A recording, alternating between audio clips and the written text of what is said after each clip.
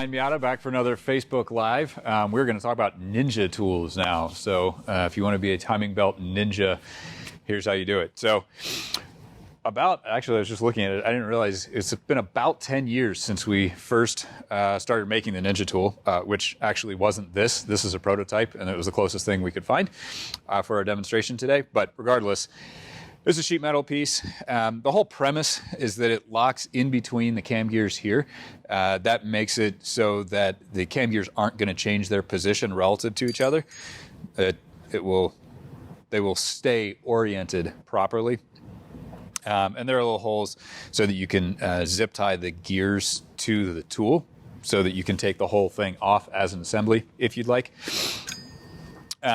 So we sold this for, again, almost 10 years, actually, maybe almost 8 years. But anyway, but with a bottle opener, which was a very popular thing. When we started moving to 3D printed tools, we did this. And this is something I had wanted to do for a long time. Obviously, you can see that it's substantially thicker. It's not complicated to figure out. So that means that it's just that much more stable when it slips in there, as long as you get it lined up properly. So it's not going to kind of flop sideways. So that was a pretty good upgrade right there.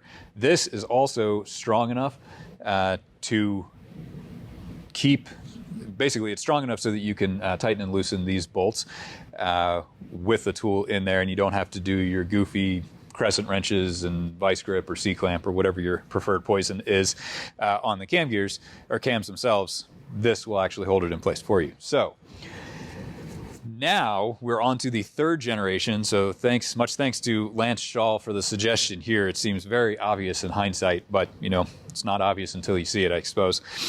So what we've done here, you can see these are duplicates of each other. This one is just much longer. It has these legs on it. So you can see that there are little marks right there. They don't make a whole lot of sense until you slip it in to your gears. And now you can see that the marks perfectly line up with the marks on the cam gears. So I'll let Travis take a shot of that. Basically getting it lined up isn't the most complicated thing in the world, but if you take it out, you're trying to line up this mark with this little thing on the back of the timing or the timing belt plate, whatever you want to call it.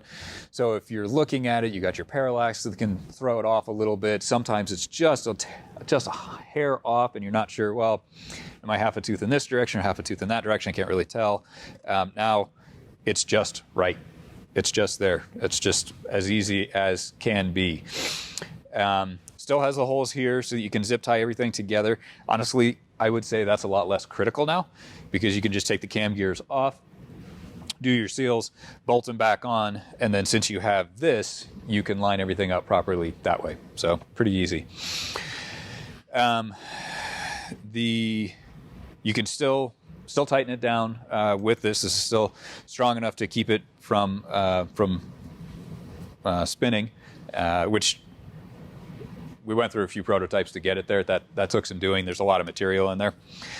But I mean, really, it's pretty straightforward. As always, if you guys have questions, put them in the comments. We'll try to get to them as long as they're relevant now. If we don't get to them now, we will get to them later. Kyle, do we have any questions? No questions? Okay. So, pretty straightforward. I've got some questions here. Let's see. Okay, so what does it work with? Any 90 to 2005 Miata that still has a Miata engine in it. If you put an Ecotec, a K-Swap, whatever, I mean, I don't know, maybe, but I'd be very surprised. But any stock engine, NA or NB, BBT, 1618, doesn't matter. Works great with all of them. Wrenches aren't the right way. That was a question. Hey, pick your poison, whatever you want. But no, I'm gonna say no. This is dramatically easier. No, there is not a bottle opener on there, unfortunately. I have some thoughts, but I'm not real sure it's worth the increase in cost. And quite frankly, we are up to our eyeballs, and that's probably not the highest priority thing, unfortunately. So might be possible in the future. Don't hold your breath. Probably not going to happen. Can I trade in my old Ninja tool? Apologies, but no. We can't do anything with them. We can't turn around and sell them. So no, also these are $12, $13. So honestly, it would cost you more in postage to get it to us. Okay, what is it made out of? Is it cast from a 3D print? I can't remember the exact question. This is a 3D print. This is straight off of our 3D printer. I've talked about this in the past, so I'll just keep it really brief. We use Markforged printers. They are very, very good as a short version. And the material is what's called onyx. It's a carbon fiber infused nylon. So it's very, very strong. It's much stronger than a normal 3D print. So it is straight off of our printers. So, which is part of what makes it easy to change from this to this. It's just design it, refine it, print it. There you go. What happens if you crank the car with the tool installed? Well, if your battery has enough guts to it, that tool will no longer be that shape. It is strong. There are limits. So the cams will basically spin over. It will spit this out, and you will no longer have a functional Ninja tool, but you will have a uniquely shaped chunk of plastic that, again, no longer functional. So please don't do that. I would recommend not doing that. Okay, so they are available now. We are just starting to ship them out. I know we're back ordered on the website right now. The first production run that we did sold out very quickly. We do have more that are going into inventory shortly. So yeah, if you order a Ninja tool now, it will be the 3rd generation one, and we should have more in stock soon. And the same question we get every time we talk about 3D printed stuff: can I have the file? No, is the short version. I definitely understand where you're coming from.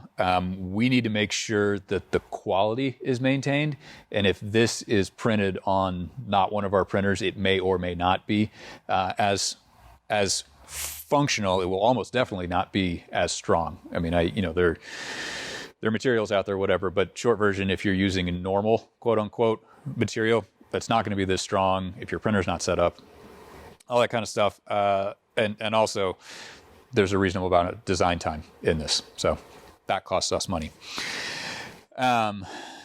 So, Kyle, any questions? Nope, I've covered it all.